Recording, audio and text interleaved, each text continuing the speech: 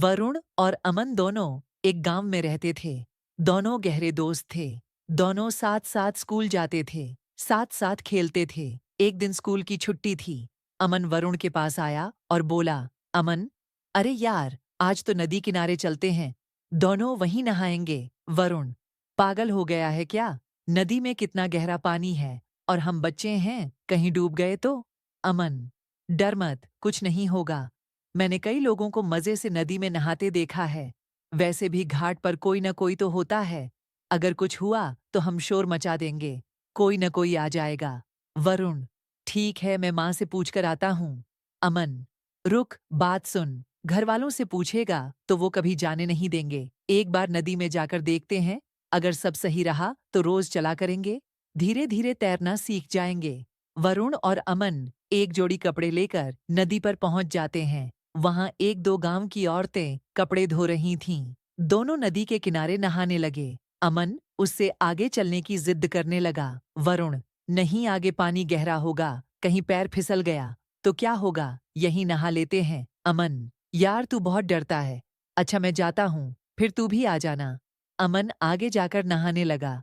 कुछ देर नहाने के बाद उसने वरुण को आवाज दी, अमन, अरे आजा यार, कुछ नहीं, बहुत कम पानी है। वरुण भी उसकी बात मानकर चला गया। दोनों मजे से नहाने लगे। पहली बार नदी में नहाकर उन्हें बहुत मजा आया। कुछ देर बाद वे दोनों थक गए और बाहर आ गए।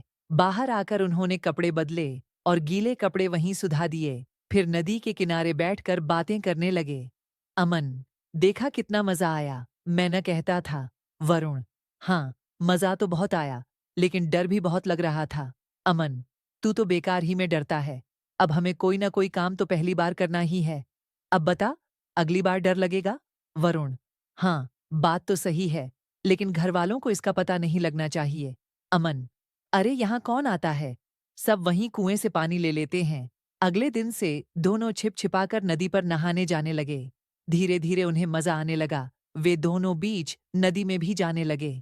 इसी बीच बरसात शुरू हो गई थी। नदी में काफी पानी आ गया था। एक दिन अमन बोला, अमन, वरुण चल, कई दिन हो गए, नदी पर चलते हैं। वरुण, तेरा दिमाग खराब है, तुझे पता भी है नदी में कितना पानी आ गया है। कोई भी नदी के पास नहीं जा रहा है। अमन, अरे मैं तो कितना समय हो गया, नहाते हुए कुछ नहीं होगा, तू चल। वरुण, नहीं भाई, मैं नहीं जाऊंगा।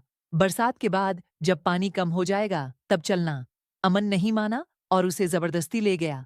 नदी के पास पहुंचकर दोनों ने देखा कि नदी तेज उफान पर थी। वरुण, देखा कितना तेज पानी है और अब गहरा भी हो गया है।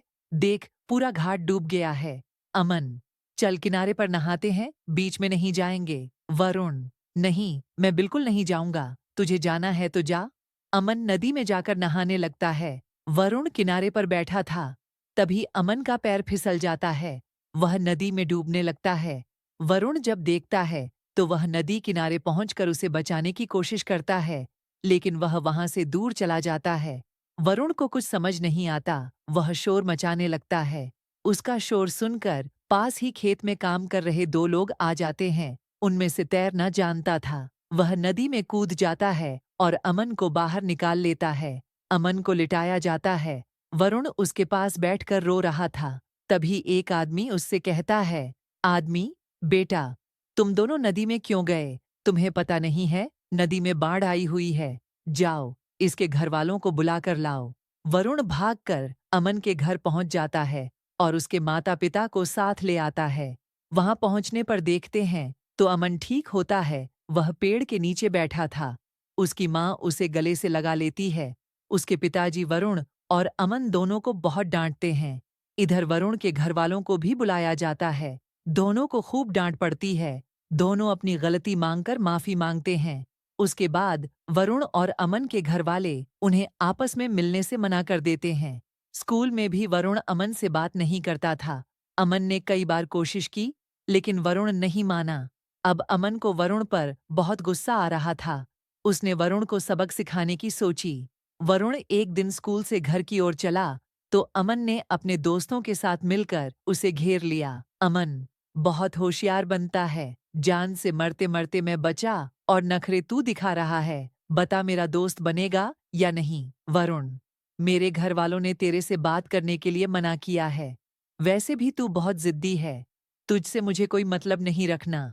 अमन और उसके दोस्त मिलकर वरुण को बहुत मारते हैं और अधमरा छोड़कर भाग जाते हैं।